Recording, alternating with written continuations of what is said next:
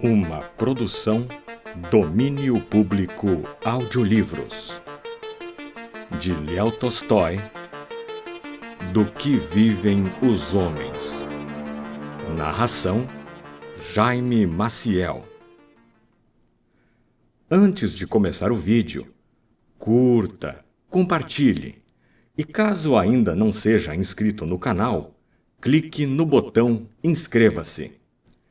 Quer ouvir mais clássicos da literatura? Confira a nossa playlist. Aproveite o audiolivro. Um sapateiro chamado Simon, que não tinha nem casa nem terra própria, vivia com sua esposa e filhos em uma cabana de camponês e sobrevivia com seu trabalho. O trabalho era barato, mas o pão era caro. E o que ele ganhava, gastava com comida.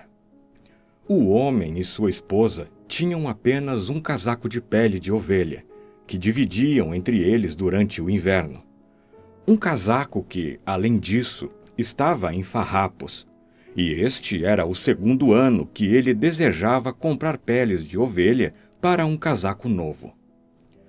Antes do inverno, Simon economizou um pouco de dinheiro.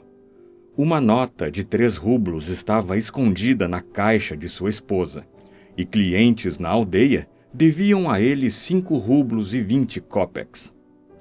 Então, uma manhã, ele se preparou para ir à aldeia comprar as peles de ovelhas. Ele vestiu por cima da camisa a jaqueta de nanquim da esposa e sobre isso ele colocou seu próprio casaco de pano. Ele colocou a nota de 3 rublos em seu bolso, cortou um pedaço de pau para servir de cajado e partiu depois do café da manhã. Eu vou coletar os 5 rublos que são devidos a mim, pensou ele. Some aos 3 que eu tenho, e isso será suficiente para comprar peles de ovelha para o casaco de inverno.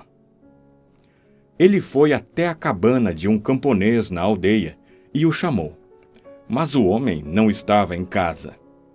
A esposa do camponês prometeu que o dinheiro seria pago na semana seguinte, mas ela mesma não pagaria. Então, Simon chamou outro camponês, mas este jurou que não tinha dinheiro e só pagaria 20 kopecks que ele devia por um par de botas que Simon tinha consertado. Simon, então, tentou comprar as peles de ovelha no crédito, mas o comerciante não confiou nele. Traga seu dinheiro, disse ele. Então você pode pegar as peles. Nós sabemos como é a cobrança de dívidas. Então, tudo o que o sapateiro fez foi pegar os 20 kopecks pelas botas que ele tinha consertado e levar um par de botas de feltro que um camponês lhe deu para colocar sola de couro. Simon se sentiu desanimado. Ele gastou os 20 kopecks em vodka e seguiu em direção à casa sem ter comprado nenhuma pele. Na parte da manhã, ele tinha sentido a geada. Mas agora, depois de beber a vodka, ele se sentiu quente, mesmo sem um casaco de pele de ovelha. Ele caminhou pesadamente, batendo seu cajado na terra congelada com uma mão, balançando as botas de feltro com a outra e falando sozinho. Estou bem aquecido, disse ele, embora eu não tenha casaco de pele de ovelha. Eu tomei um gole e ele corre por todas as minhas veias. Não preciso de peles de ovelha. Eu sigo em frente e não me preocupo com nada. Esse é o tipo de homem que eu sou. O que me importa? Posso viver sem peles de ovelha. Eu não preciso delas. Minha esposa vai se preocupar com certeza. E certamente é uma pena. Trabalhar o dia todo e depois não ser pago. Pare com isso. Se você não trouxer esse dinheiro, com certeza eu vou esfolá-lo, pode apostar. Que tal? Ele paga 20 kopecks de cada vez. O que posso fazer com 20 kopecks? Beber, Isso é tudo que se pode fazer. Sem dinheiro, ele diz. Pode até ser. Mas e eu? Você tem casa, gado e tudo mais. Eu só tenho sobre o que me levantar. Você tem milho da sua própria plantação. Eu tenho que comprar cada grão. Faça o que eu vou fazer. Eu preciso gastar 3 rublos toda semana só para o pão. Eu volto para casa e encontro o pão todo comido. E eu tenho que gastar outro rublo e meio. Então, basta pagar o que você deve e chega de bobagens. Por esta altura, ele quase chegou à capela da curva. Por esta altura, ele quase chegou à capela na curva da estrada. Olhando para cima, ele viu algo esbranquiçado atrás da capela. A luz do dia estava desaparecendo, e o sapateiro olhou para a coisa sem ser capaz de dizer o que era. Não havia nenhuma pedra branca aqui antes. Pode ser um boi? Não é como um boi. A cabeça parece de homem, mas é muito branca. E o que poderia um homem estar fazendo lá? Ele se aproximou, de modo que ficou claramente visível. Para sua surpresa, era realmente um homem, vivo ou morto, sentado nu, encostado, imóvel na capela. O terror se apossou do sapateiro, e ele pensou: alguém o matou, o despiu e o deixou aqui. Se eu me intrometer, eu certamente vou entrar em apuros. Então o sapateiro seguiu em frente. Ele passou pela capela como se não tivesse visto o homem. Mais à frente, ele olhou para trás e viu que o homem não estava mais encostado na capela, mas estava se movendo como se olhasse para ele.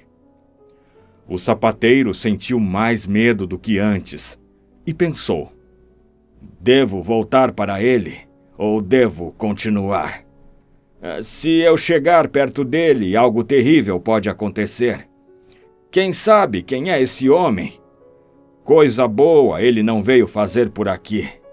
Se eu chegar perto dele, ele pode pular e me estrangular e não haverá como fugir. Ou se não, ele ainda seria um fardo. O que eu poderia fazer com um homem nu? Não posso dar minhas últimas roupas. Só o céu para me ajudar a fugir. Assim, o sapateiro correu, deixando a capela para trás. Quando, de repente, sua consciência o feriu e ele parou na estrada. O que você está fazendo, Simon? Disse ele para si mesmo. O homem pode estar morrendo na miséria e você foge por medo. Você ficou tão rico para ter medo de ladrões? Ah, Simon, que vergonha de você! Então ele voltou e foi até o homem. Simon se aproximou do estranho, olhou para ele e viu que era um jovem, em forma, sem hematomas em seu corpo, apenas evidentemente congelando e assustado. E ele estava sentado lá, inclinando-se para trás sem olhar para Simon, como se estivesse fraco demais para levantar os olhos. Simon se aproximou dele, e então o homem pareceu acordar. Virando a cabeça, ele abriu os olhos e olhou para o rosto de Simon. Aquele olhar foi o suficiente para fazer Simon se afeiçoar do homem. Ele jogou as botas de feltro no chão, desfez sua faixa, colocou-a sobre as botas e tirou seu casaco de pano. Não é hora de falar, disse ele. Venha, coloque este casaco de uma vez. E Simon pegou o homem pelos cotovelos e o ajudou a se levantar. Enquanto ele estava lá, Simon viu que seu corpo estava limpo e em bom estado, com as mãos e os pés bem cuidados e seu rosto bom e gentil. Ele jogou o casaco sobre os ombros do homem, mas este não conseguiu encontrar as mangas. Simon guiou seus braços para elas e, ajustando bem o casaco, envolveu-o, tentando amarrar a faixa em volta da cintura do homem. Simon até tirou o boné rasgado para colocá-lo na cabeça do homem, mas então sua própria cabeça sentiu frio, e ele pensou: eu sou bastante careca, enquanto ele tem longos cabelos encaracolados. Então, ele colocou o boné na própria cabeça de novo. Será melhor dar-lhe algo para seus pés, pensou ele, e fez o homem sentar-se e ajudou-o a colocar as botas de feltro, dizendo: aí está, amigo. Agora se mova e se aqueça. Outros assuntos podem ser resolvidos mais tarde. Você pode andar? O homem levantou-se e olhou gentilmente para Simon, mas não podia dizer uma palavra. Por que você não fala? Disse Simon. Está muito frio para ficar aqui. Precisamos ir para casa. Agora, pegue o meu cajado e, se você está se sentindo fraco, apoie-se nele. Agora, caminhe. O homem começou a andar e se moveu facilmente, não ficando para trás. À medida que eles avançavam, Simon perguntou-lhe: de onde você é? Eu não sou dessas bandas. Eu imaginei. Conheço as pessoas daqui, mas como você chegou lá na capela? Eu não posso dizer. Alguém maltratou você? Ninguém me tratou mal. Deus me puniu. Claro que Deus governa tudo. Ainda assim, você terá que encontrar comida e abrigo em algum lugar. Onde você quer ir? É tudo a mesma coisa para mim. Simon ficou espantado. O homem não parecia um desonesto, e ele falou gentilmente, e mesmo assim não deu nenhum relato de si mesmo. Então Simon pensou: quem sabe o que pode ter acontecido? E ele disse ao estranho: bem, então venha para casa comigo, e pelo menos aqueça-se por um tempo. Então Simon caminhou em direção à sua casa, e o estranho acompanhou-o, andando ao seu lado. O vento tinha aumentado, e Simon sentiu frio sob sua camisa. Ele já estava superando a embriaguez e começou a sentir frio. Ele seguiu adiante, fungando e se embrulhando com o casaco de sua esposa, e pensou consigo mesmo: agora isso, peles de ovelha. Eu saí por causa de peles de ovelha e volto para casa sem sequer um casaco para minhas costas. E além disso, eu estou trazendo um homem nu junto comigo. Matriona não vai ficar satisfeita. E quando ele pensou em sua esposa, ele se sentiu triste. Mas quando ele olhou para o estranho e lembrou como este tinha olhado para ele na capela, seu coração ficou feliz. A esposa do Simon havia terminado seus afazeres mais cedo naquele dia. Ela tinha cortado madeira, trazido água, alimentado as crianças, comido sua própria refeição, e agora ela estava sentada pensando. Ela se perguntou quando deveria fazer pão, agora ou amanhã. Ainda havia um pedaço grande sobrando. Se Simon jantou na cidade, pensou ela, e não comer muito na ceia, o pão vai durar mais um dia. Ela pesou o pedaço de pão na mão de novo, e de novo pensou: eu não vou fazer mais hoje. Só temos farinha suficiente para assar um lote. Nós podemos conseguir fazer isso durar até sexta-feira. Então, Matriona guardou o pão e sentou-se à mesa para remendar a camisa do marido. Enquanto trabalhava, ela pensou em seu marido comprando peles para um casaco de inverno. Se ao menos o comerciante não o enganar. Meu bom homem é muito simples. Ele não engana ninguém, mas qualquer criança pode enganá-lo. 8 rublos é muito dinheiro. Ele deve obter um bom casaco a esse preço. Não peles curtidas, mas ainda um casaco de inverno adequado. Como foi difícil passar o último inverno sem um casaco quente. Eu não podia nem descer para o rio, nem sair para qualquer lugar. Quando ele saiu, vestiu tudo o que tínhamos, e não ficou nada para mim. Ele não saiu muito cedo hoje, mas já é hora de estar de volta. Eu só espero que não tenha ido à farra. Matriona tinha acabado de pensar nessas coisas quando passos foram ouvidos na soleira, e alguém entrou. Matriona enfiou a agulha na peça em que trabalhava e saiu para a passagem. Lá ela viu 2 homens, Simon e com ele um homem sem chapéu e usando botas de feltro. Matriona notou imediatamente que seu marido cheirava a bebida. Era o que faltava, ele bebeu, pensou ela.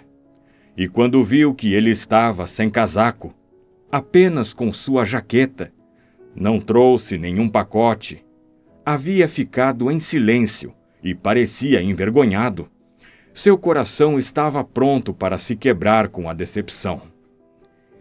Ele bebeu o dinheiro, pensou ela, e tem estado na farra com algum sujeito inútil que ele trouxe para casa com ele. Matriona os deixou passar para a cabana, seguiu-os e viu que o estranho era um homem jovem, magro, vestindo o casaco de seu marido. Ele não usava camisa debaixo do casaco e ele não tinha chapéu. Tendo entrado, ele não se movia nem levantava os olhos, e Matriona pensou: ele deve ser um homem mau. Ele está com medo. Matriona franziu a testa e ficou ao lado do forno, observando para ver o que eles fariam. Simon tirou o boné e sentou-se no banco como se as coisas estivessem bem. Venha, Matriona. Se o jantar estiver pronto, vamos comer um pouco. Matriona murmurou algo para si mesma e não se moveu, mas ficou onde ela estava, ao lado do forno. Ela olhou primeiro para um e em seguida para o outro, e só balançou a cabeça. Simon viu que sua esposa estava irritada, mas tentou disfarçar. Fingindo não notar nada, ele pegou o estranho pelo braço.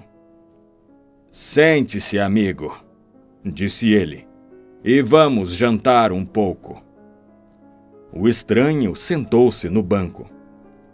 Você não cozinhou nada para nós? Disse Simon. A raiva de Matriona ferveu. Eu cozinhei, mas não para você. Parece-me que você bebeu sua inteligência. Você foi comprar um casaco de pele de ovelha, mas voltou para casa sem o casaco que você tinha e trazendo um vagabundo nu com você. Eu não tenho ceia para bêbados como vocês. Chega, Matriona. Não balance a língua sem razão. É melhor perguntar que tipo de homem. Você vai me dizer o que fez com o dinheiro? Simon enfiou a mão no bolso da jaqueta. Tirou a nota de 3 rublos e desdobrou-a. Aqui está o dinheiro. Trifonov não pagou, mas prometeu pagar em breve. Matriona ficou ainda mais irritada. Ele não tinha comprado peles de ovelha, mas tinha colocado seu único casaco em algum sujeito nu e até o trouxe para sua casa. Ela pegou o dinheiro da mesa para guardar em segurança e disse: Eu não tenho ceia para você. Não podemos alimentar todos os bêbados nus do mundo. Agora chega, Matriona. Segure sua língua um pouco.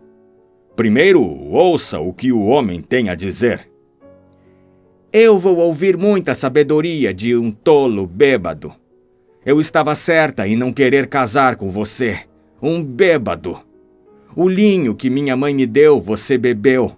E agora você foi comprar um casaco e bebeu também. Simon tentou explicar à sua esposa que ele tinha usado apenas 20 copeques. Tentou dizer como ele tinha encontrado o homem, mas Matriona não o deixou falar.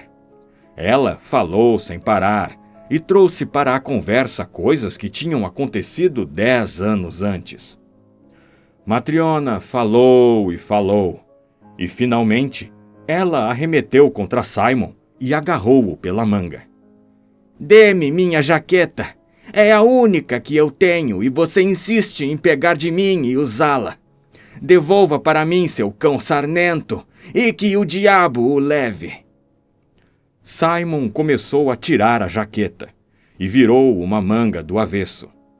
Matriona puxou a jaqueta e estourou suas costuras. Ela pegou, colocou sobre sua cabeça e foi até a porta. Ela queria sair, mas parou indecisa. Ela queria demonstrar sua raiva, mas ela também queria saber que tipo de homem o estranho era. Matriona parou e disse: Se ele fosse um bom homem, ele não estaria nu. Ele nem tem uma camisa. Se não tivesse nada de errado, você diria onde se deparou com o sujeito. Isso é exatamente o que eu estou tentando dizer-lhe, disse Simon. Quando cheguei à capela, o vi sentado, nu e congelado. Não estamos numa estação propícia para sentar nu por aí. Deus me mandou até ele, ou ele teria morrido. O que eu devia fazer? Como podemos saber o que aconteceu com ele? Então eu o peguei, vesti-o e trouxe-o comigo. Não fique tão brava, Matriona. É um pecado. Lembre-se, todos nós devemos morrer um dia. Palavras raivosas subiram aos lábios de Matriona, mas ela olhou para o estranho e ficou em silêncio. Ele sentou-se na beira do banco, imóvel, com as mãos cruzadas sobre os joelhos, a cabeça caída no peito, os olhos fechados e o senho franzido como se sentisse dor. Matriona ficou em silêncio e Simon disse: Matriona, você não tem o amor de Deus? Matriona ouviu estas palavras e quando ela olhou para o estranho, de repente, seu coração suavizou. Ela voltou da porta, foi para o forno e pegou a ceia. Colocando uma xícara na mesa, ela derramou um pouco de kvass. Então, ela trouxe o último pedaço de pão e dispôs facas e colheres. Coma se quiser, disse ela. Simon chamou o estranho para a mesa. Tome seu lugar, meu jovem, disse ele. Simon cortou o pão, o despedaçou no caldo e eles começaram a comer. Matriona sentou-se no canto da mesa, descansando a cabeça na mão e olhando para o estranho. Matriona sentiu pena do estranho e começou a sentir carinho por ele. E de uma só vez, o rosto do estranho se iluminou. Suas sobrancelhas não estavam mais curvadas. Ele levantou os olhos e sorriu para Matriona. Quando terminaram o jantar, a mulher limpou as coisas e começou a questionar o estranho. De onde você é?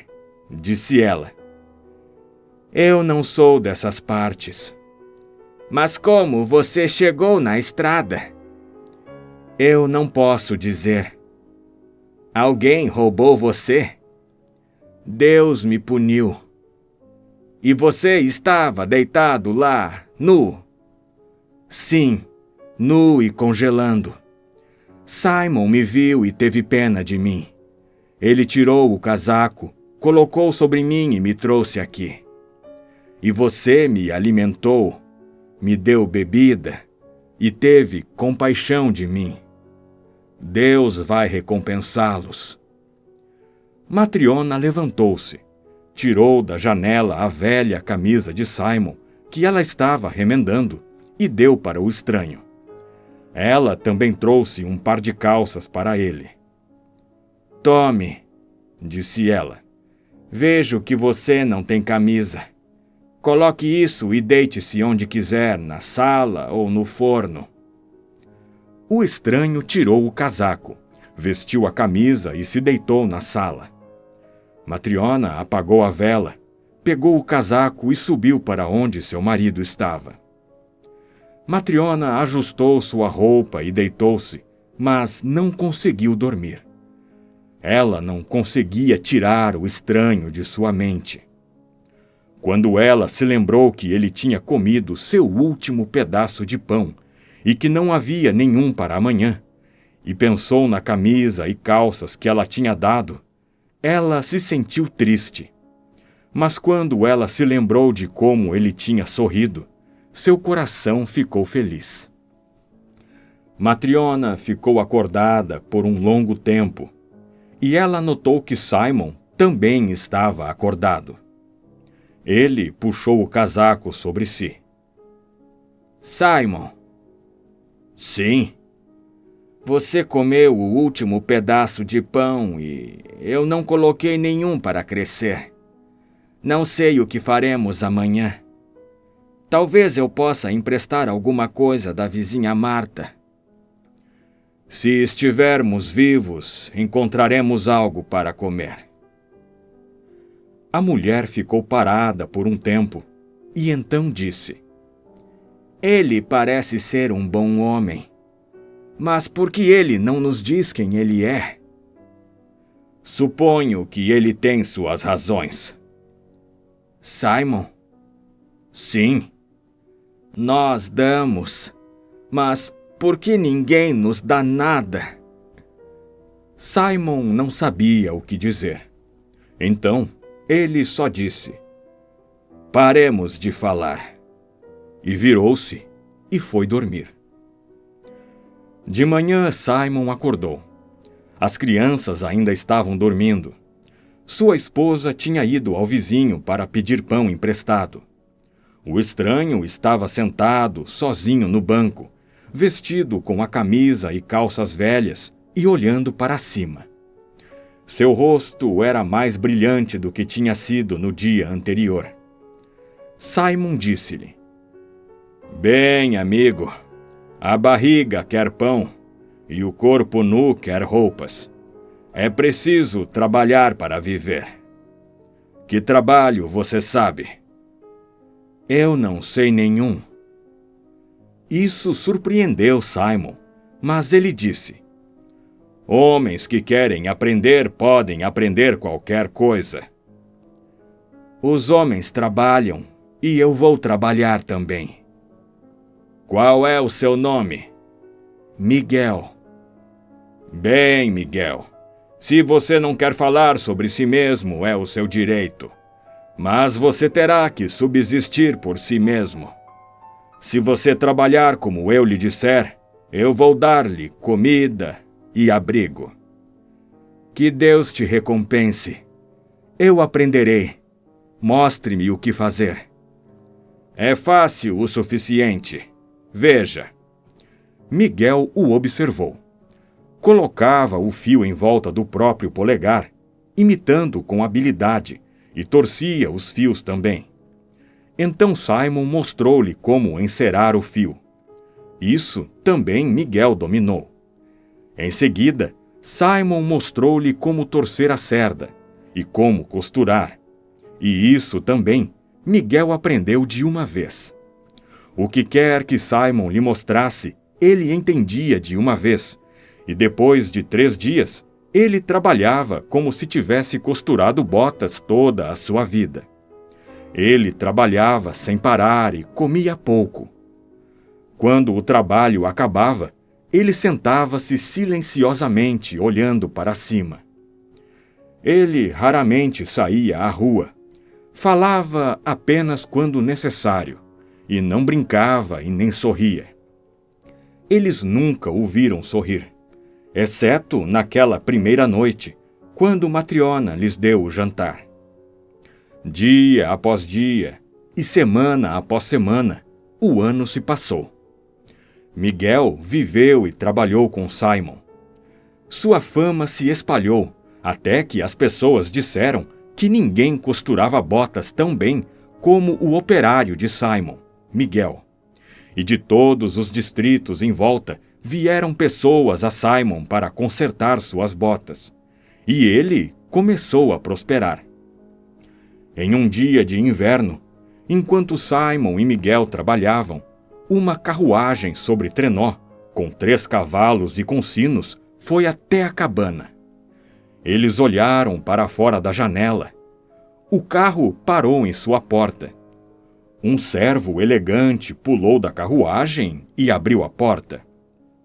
Um cavalheiro de casaco de pele saiu e caminhou até a cabana de Simon. Matriona levantou-se rapidamente e abriu a porta. O cavalheiro se inclinou para entrar na cabana, e quando ele se ergueu novamente, sua cabeça quase atingiu o teto, e ele era grande o bastante para encher o canto da sala. Simon levantou-se, inclinou-se e olhou para o cavalheiro com espanto. Ele nunca tinha visto ninguém como ele. Simon era magro, Miguel era magro, e Matriona estava seca como um osso. Mas este homem era como alguém de outro mundo, de cara vermelha, corpulento, com um pescoço como o de um touro, e todo composto como se fosse esculpido em ferro. O cavalheiro bufou, retirou seu casaco de pele, sentou-se no banco e disse: "Qual de vocês é o mestre sapateiro?" "Eu sou, Sua Excelência", disse Simon, se aproximando. Em seguida, o cavalheiro gritou para seu rapaz: "Ei, Fedka, traga o couro." O criado correu, trazendo um pacote. O cavalheiro pegou o pacote e colocou na mesa. "Desamarre-o", disse ele. O rapaz desamarrou, e o cavalheiro apontou para o couro. "Olhe aqui, sapateiro", disse ele. "Você vê esse couro?" "Sim, meritíssimo." "Mas você sabe que tipo de couro é?"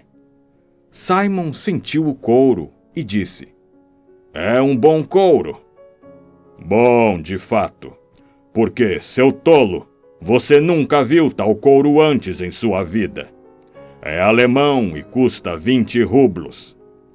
Simon estava assustado e disse: "Onde eu deveria ver um couro assim?" "Exatamente. Agora você pode usá-lo para fazer botas para mim?" "Sim, Sua Excelência, eu posso." Então o cavalheiro gritou com ele: "Você pode, não é? Bem, lembre-se para quem você deve fazê-las e que tipo de couro é este. Você deve me fazer botas que serão usadas por 1 ano, sem perder a forma nem descosturar. Se você pode fazê-lo, pegue o couro e corte-o. Mas se você não pode, diga: eu te aviso agora. Se suas botas descosturarem ou perderem forma dentro de 1 ano, eu vou colocá-lo na prisão. Se elas não estourarem ou perderem forma por 1 ano, eu vou pagar-lhe 10 rublos por seu trabalho." Simon estava assustado e não sabia o que dizer. Ele olhou para Miguel e, cutucando-o com o cotovelo, sussurrou: "Devo tomar o trabalho?" Miguel acenou com a cabeça como se dissesse: Sim, pegue. Simon fez o que Miguel aconselhou e comprometeu-se a fazer botas que não perderiam forma ou se descosturariam por um ano inteiro. Chamando seu servo, o cavalheiro disse-lhe para tirar a bota da perna esquerda, que ele estendeu. Tome minha medida, disse ele. Simon cortou uma medida de papel de 17 polegadas de comprimento. Alisou-a, ajoelhou-se, limpou bem as mãos em seu avental para não sujar a meia do cavalheiro e começou a medir. Ele mediu a sola e em volta do passo e começou a medir a panturrilha da perna, mas o papel era muito curto. A panturrilha da perna era tão grossa quanto uma viga. Lembre-se de não deixar muito apertado na perna. Simon cortou outra tira de papel. O cavalheiro contorceu os dedos dos pés em sua meia, olhando em volta para os que estavam na cabana. E então notou Miguel. Quem você tem lá? Perguntou ele. Esse é o meu operário. Ele vai costurar as botas. Atenção! Disse o cavalheiro para Miguel. Lembre-se de fazê-las para que durem um ano. Simon também olhou para Miguel e viu que Miguel não estava olhando para o cavalheiro, mas estava olhando para o canto atrás do cavalheiro, como se ele tivesse visto alguém lá. Miguel olhou e olhou, e de repente ele sorriu, e seu rosto ficou mais brilhante. Por que você está sorrindo, seu tolo? Trovejou o cavalheiro.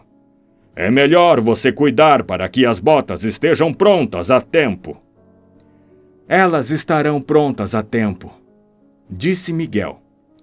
Tenha isso em mente, disse o cavalheiro, e ele colocou suas botas e seu casaco de pele, enrolou o último em volta de si e foi para a porta. Mas ele esqueceu de se inclinar e bateu a cabeça contra o lintel. Ele praguejou e esfregou a cabeça. Então tomou seu lugar na carruagem e foi embora. Quando ele tinha ido, Simon disse: Esse é um homem e tanto. Você não poderia matá-lo com um martelo. Ele nocauteou o lintel, mas quase não se machucou. E Matriona disse: Vivendo daquele jeito, como ele não cresceria forte? A própria morte não pode tocar uma rocha como essa. Então Simon disse a Miguel: Bem, nós pegamos o trabalho, mas devemos cuidar para não termos problemas com isso. O couro é querido e o cavalheiro tem temperamento quente. Não devemos cometer erros. Venha. Seu olho é mais preciso e suas mãos tornaram-se mais ágeis do que as minhas. Então, você toma a medida e corte as botas. Eu vou terminar a costura da gáspia. Miguel fez o que lhe foi dito. Ele pegou o couro, espalhou-o sobre a mesa, dobrou-o em dois, pegou uma faca e começou a cortar. Matriona veio e o viu cortando, e ficou surpresa ao ver como ele estava fazendo isso. Matriona estava acostumada a ver botas sendo feitas, e ela olhou e viu que Miguel não estava cortando o couro para botas, mas estava cortando-o em volta. Ela queria dizer alguma coisa, mas pensou consigo mesma. Talvez eu não entenda como botas de cavalheiro devem ser feitas. Suponho que Miguel saiba mais sobre isso, e eu não vou interferir. Quando Miguel cortou o couro, ele pegou um fio e começou a costurar. Não com duas pontas, como botas são costuradas, mas com uma única extremidade, como para chinelos macios. Mais uma vez, Matriona se perguntou se estava certo, mas novamente ela não interferiu. Miguel costurou de forma constante até o meio-dia. Então, Simon se levantou para o jantar, olhou em volta e viu que Miguel tinha feito chinelos de couro para o cavalheiro. Ah!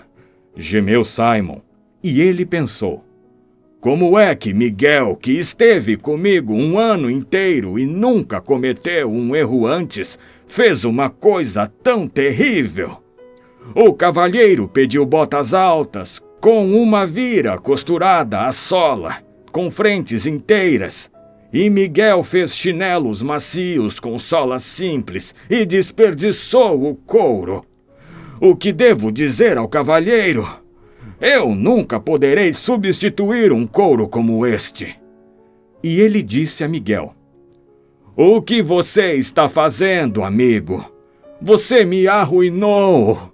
Você sabe que o cavalheiro pediu botas altas, mas veja o que você fez. Ele mal começou a repreender Miguel, quando o anel de ferro que pendia na porta fez "Ratá". Alguém estava batendo. Eles olharam para fora da janela. Um homem tinha vindo a cavalo e o estava amarrando. Eles abriram a porta e o servo que tinha vindo antes com o cavalheiro entrou. "Bom dia", disse ele. "Bom dia", respondeu Simon. "O que podemos fazer por você?" "Minha senhora me enviou por causa das botas." "O que tem as botas?" "Ora, meu mestre não precisa mais delas. Ele está morto." "Será possível?" "Ele não sobreviveu para chegar em casa depois que saímos daqui, mas morreu na carruagem. Quando chegamos em casa e os criados vieram ajudá-lo a descer, ele rolou como um saco. Ele já estava morto, e tão duro que ele mal podia ser retirado da carruagem. Minha senhora me mandou aqui dizendo: diga ao sapateiro que o cavalheiro que pediu botas e deixou o couro para elas não precisa mais das botas, mas que ele deve rapidamente fazer chinelos macios para o cadáver. Espere até que eles estejam prontos e traga-os de volta com você. É por isso que eu vim." Miguel reuniu os restos do couro e enrolou-os. Pegou os chinelos macios que tinha feito, bateu-os um contra o outro, limpou-os com seu avental e entregou-os junto com o rolo de couro para o servo, que os pegou e disse: "Adeus, mestres, e bom dia para vocês." Mais um ano se passou, e outro, e Miguel estava vivendo seu 6º ano com Simon. Ele viveu como antes. Ele não foi a lugar nenhum, só falou quando necessário e sorriu 2 vezes em todos esses anos. Uma vez quando Matriona lhe deu comida, e uma segunda vez quando o cavalheiro estava em sua cabana.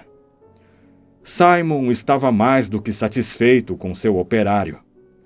Ele nunca perguntou de onde ele veio e só temia que Miguel fosse embora. Eles estavam todos em casa um dia. Matriona estava colocando potes de ferro no forno. As crianças estavam correndo ao redor dos bancos e olhando pela janela. Simon estava costurando em uma janela e Miguel estava apertando um salto na outra. Um dos rapazes correu ao longo do banco para Miguel, inclinou-se em seu ombro e olhou para fora da janela. "Olha, tio Miguel, há uma senhora com garotinhas. Ela parece estar vindo para cá e uma das meninas é manca." Quando o garoto disse isso, Miguel deixou cair o trabalho, virou-se para a janela e olhou para a rua. Simon ficou surpreso. Miguel nunca costumava olhar para a rua, mas agora ele se pressionou contra a janela, olhando para alguma coisa. Simon também olhou para fora e viu que uma mulher bem vestida estava realmente vindo para sua cabana, levando pela mão 2 meninas em casacos de pele e chalés de lã. As meninas mal podiam ser diferenciadas uma da outra, exceto que uma delas estava aleijada na perna esquerda e andava mancando. A mulher entrou na varanda e chegou na soleira. Estando à entrada, ela encontrou a trava, levantou-a e abriu a porta. Ela deixou as duas meninas entrarem primeiro e a seguiu até a cabana. Bom dia, bom povo. Por favor, entre, disse Simon. O que podemos fazer por você? A mulher sentou-se à mesa. As duas meninas pequenas se apertaram aos seus joelhos, com medo das pessoas na cabana. Quero sapatos de couro para essas duas meninas, para a primavera. Podemos fazer isso. Nós nunca fizemos sapatos tão pequenos, mas podemos fazê-los.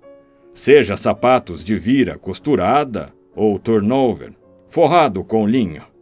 Meu homem, Miguel, é um mestre no trabalho. Simon olhou para Miguel e viu que ele tinha deixado seu trabalho e estava sentado com os olhos fixos nas meninas. Simon ficou surpreso. Era verdade que as meninas eram bonitas, com olhos negros, gordas e de bochechas rosadas, e usavam lenços e casacos de pele. Mas ainda assim, Simon não conseguia entender por que Miguel olhava para elas assim, como se ele as tivesse conhecido antes. Ele ficou intrigado, mas continuou falando com a mulher e negociando o preço. Tendo determinado isso, ele preparou a medida. A mulher levantou a menina manca em seu colo e disse: Tome 2 medidas desta menina. Faça um sapato para o pé manco e 3 para o bom. Ambas têm os mesmos pés. Elas são gêmeas.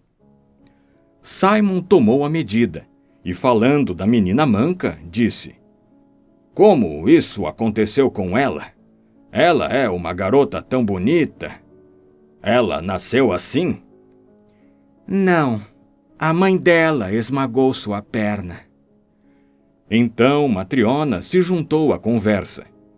Ela se perguntou quem era essa mulher e de quem eram as filhas. Então ela disse: Você não é a mãe delas? Não, minha boa mulher. Não sou mãe nem parente delas. Elas eram estranhas para mim, mas eu as adotei. Elas não são suas filhas e, ainda assim, você gosta tanto delas? Como posso não gostar? Eu alimentei as duas nos meus próprios seios. Eu tive um filho, mas Deus o levou. Eu não era tão afeiçoada dele como eu sou agora delas.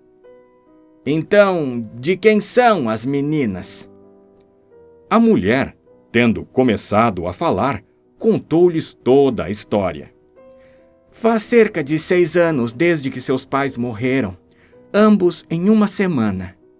Seu pai foi enterrado na terça-feira e sua mãe morreu na sexta-feira. Essas órfãs nasceram 3 dias após a morte do pai, e sua mãe não viveu mais um dia.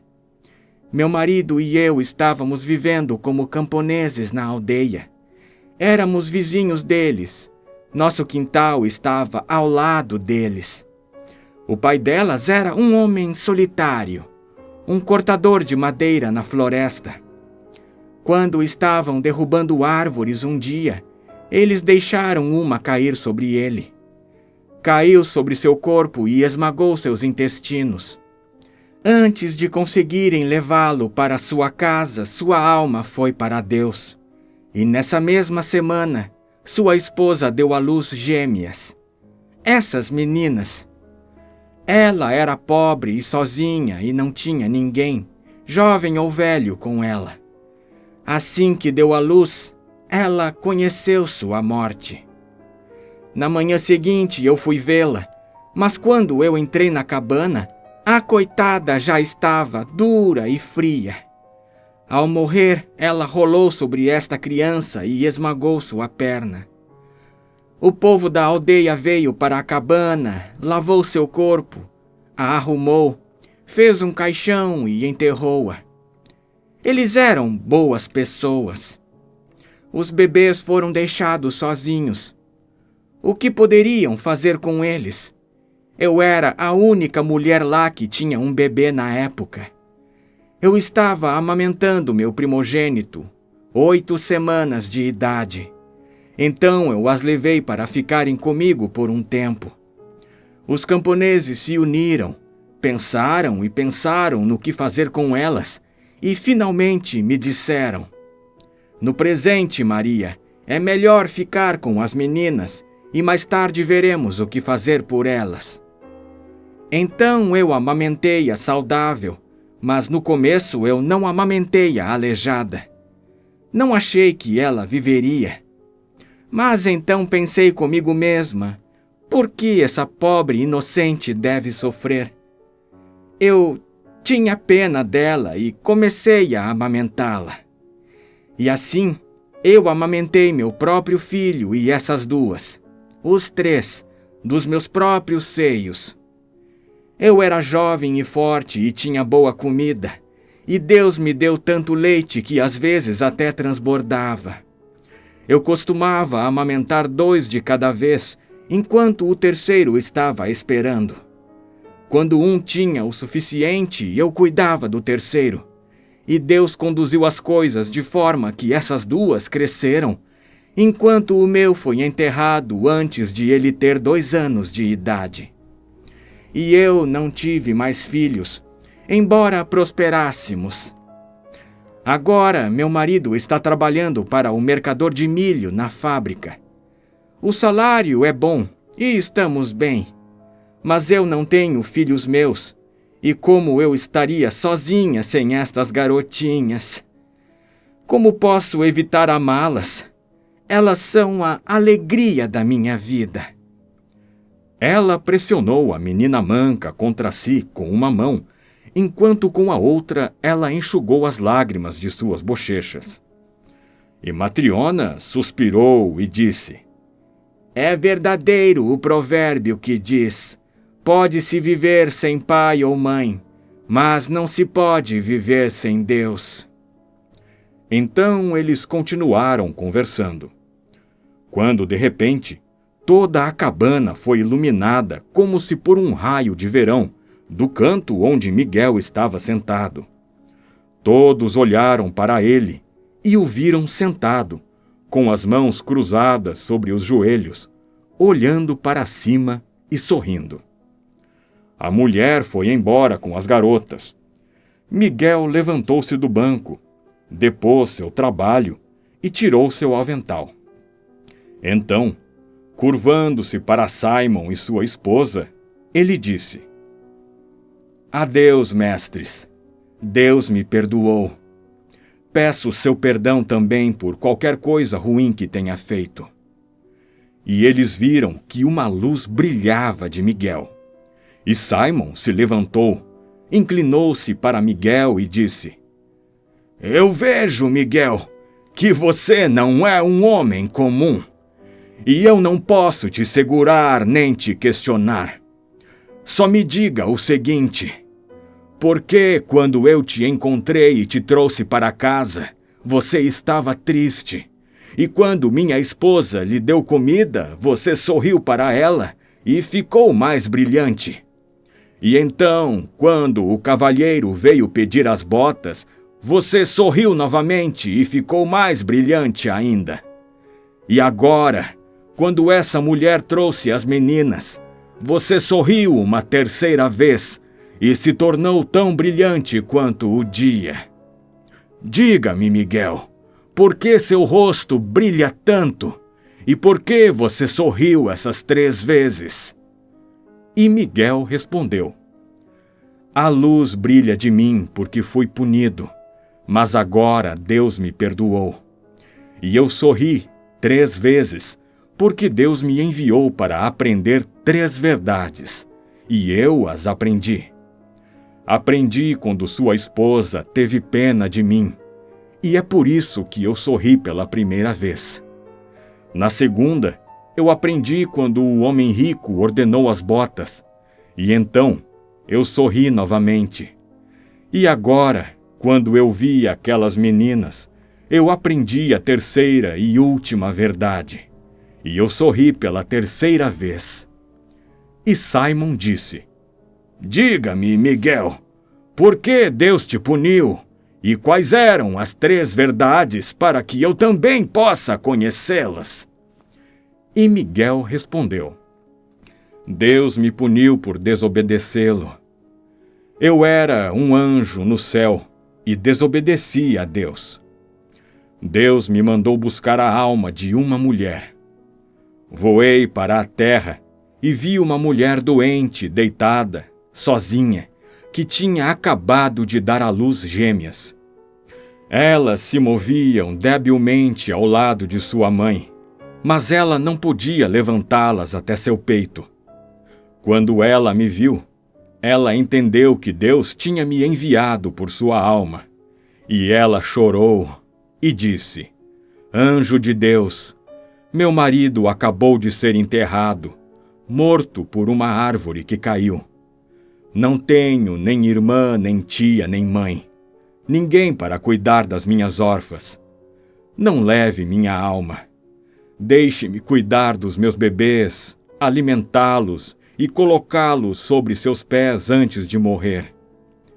As crianças não podem viver sem pai ou mãe. E eu a ouvi. Coloquei uma criança no peito dela e a outra em seus braços, e voltei ao Senhor no céu. Voei para o Senhor e disse: Eu não poderia tomar a alma da mãe. Seu marido foi morto por uma árvore. A mulher tem gêmeas e ora para que sua alma não seja levada. Ela diz: Deixe-me amamentar e alimentar minhas filhas e colocá-las sobre seus pés. As crianças não podem viver sem pai ou mãe. Eu não levei sua alma. E Deus disse: Vá, pegue a alma da mãe e aprenda 3 verdades. Aprenda o que habita no homem, o que não é dado ao homem, e do que vivem os homens. Quando você aprender essas coisas, você vai voltar para o céu. Então voei de novo para a terra e peguei a alma da mãe. As garotas caíram de seus seios. Seu corpo rolou na cama e esmagou um bebê, torcendo sua perna. Eu me levantei acima da aldeia, desejando levar sua alma para Deus, mas um vento me agarrou e minhas asas caíram. Sua alma subiu sozinha para Deus, enquanto eu caí na terra à beira da estrada. E Simon e Matriona entenderam quem era que tinha vivido com eles, e a quem tinham vestido e alimentado. E eles choraram de admiração e de alegria. E o anjo disse: Eu estava sozinho no campo, nu.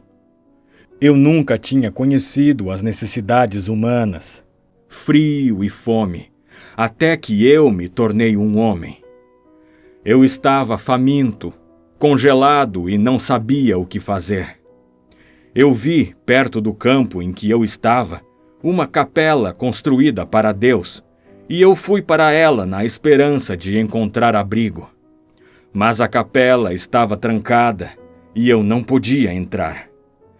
Então eu me sentei atrás da capela para, pelo menos, me abrigar do vento. A noite se aproximou. Eu estava com fome, congelado e com dor. De repente ouvi um homem andando pela estrada. Ele carregava um par de botas e estava falando sozinho. Pela primeira vez desde que me tornei um homem, eu vi um rosto mortal de um homem. E seu rosto parecia terrível para mim. E eu me virei dele. E ouvi o homem falando consigo mesmo sobre como proteger seu corpo do frio no inverno e como alimentar esposa e filhos. E eu pensei: estou perecendo de frio e fome, e aqui está um homem pensando apenas em como vestir a si mesmo e sua esposa, e como conseguir pão para si mesmos. Ele não pode me ajudar. Quando o homem me viu, franziu a testa e tornou-se ainda mais terrível, e passou por mim do outro lado. Eu me desesperei, mas de repente eu o ouvi voltando. Olhei para cima e não reconheci o mesmo homem. Antes tinha visto a morte em seu rosto, mas agora ele estava vivo e eu reconheci nele a presença de Deus. Ele veio até mim, vestiu-me, levou-me com ele para a casa dele. Entrei na casa. Uma mulher veio nos encontrar e começou a falar. A mulher ainda era mais terrível do que o homem tinha sido. O espírito da morte veio de sua boca e não podia respirar o fedor da morte que se espalhou ao redor dela. Ela queria me levar para o frio, e eu sabia que se ela fizesse isso, ela morreria. De repente, seu marido falou sobre Deus com ela, e a mulher mudou de uma só vez. E quando ela me trouxe comida e olhou para mim, olhei para ela e vi que a morte já não habitava nela. Ela tinha se tornado viva, e nela também eu vi Deus. Então eu me lembrei da primeira lição que Deus me deu. Aprenda o que habita no homem.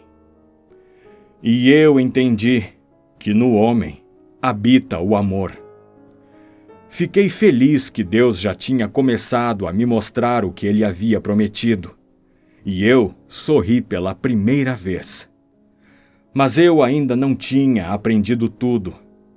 Eu ainda não sabia o que não é dado ao homem e do que vivem os homens. Eu vivi com você e 1 ano se passou. Um homem veio pedir botas que deveria usar por 1 ano sem perder forma ou estourar. Olhei para ele e, de repente, atrás do ombro dele, vi meu companheiro, o anjo da morte. Ninguém além de mim viu aquele anjo, mas eu o conhecia e sabia que antes do pôr do sol ele tomaria a alma daquele homem rico.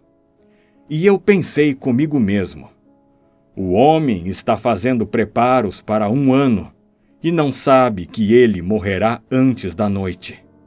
E lembrei-me da segunda palavra de Deus: aprenda o que não é dado ao homem.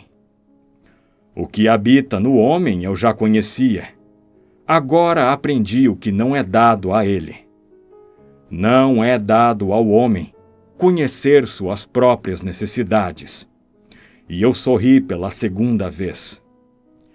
Eu me alegrei por ter visto meu camarada, e também me alegrei porque Deus tinha me revelado a segunda palavra. Mas eu ainda não sabia tudo. Eu não sabia por que os homens vivem. E eu fui vivendo, esperando até que Deus me revelasse a última lição. No 6º ano, vieram as meninas gêmeas com a mulher, e eu reconheci as meninas, e ouvi como elas tinham sido mantidas vivas.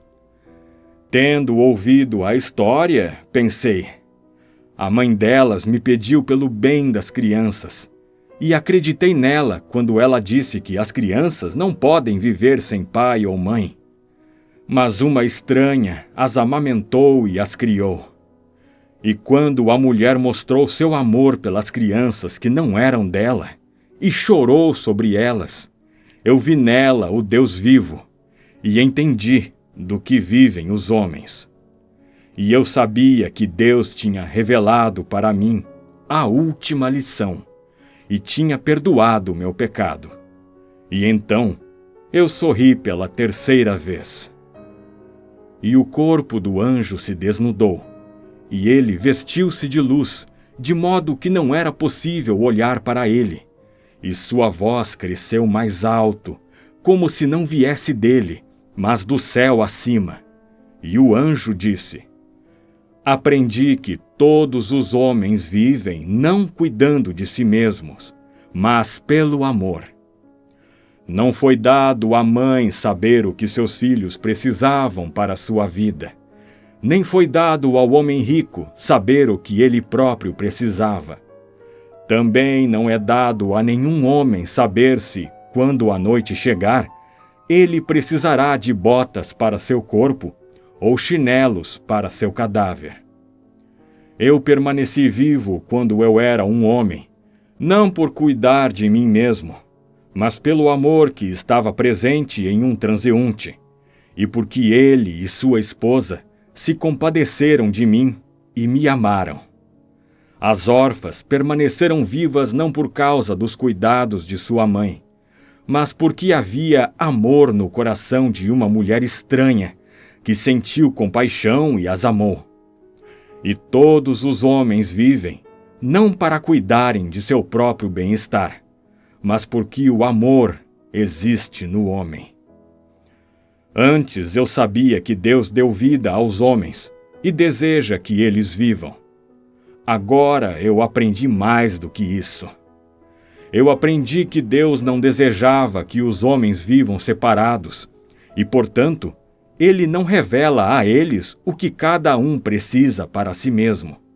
Mas Ele deseja que eles vivam unidos e, portanto, revela a cada um deles o que é necessário para todos. Eu agora entendi que, para os homens, parece que eles vivem cuidando de si mesmos, mas, na verdade, é apenas pelo amor que eles vivem. Aquele que tem amor está em Deus, e Deus está nele, pois Deus é amor. E o anjo cantou um louvor a Deus, de modo que a cabana tremia com sua voz. O telhado se abriu, e uma coluna de fogo subiu da terra para o céu. Simon, sua esposa e filhos caíram no chão. Asas apareceram sobre os ombros do anjo, e ele subiu para os céus. E quando Simon acordou, a cabana estava como antes, e não havia mais ninguém nela, além de sua própria família. Fim.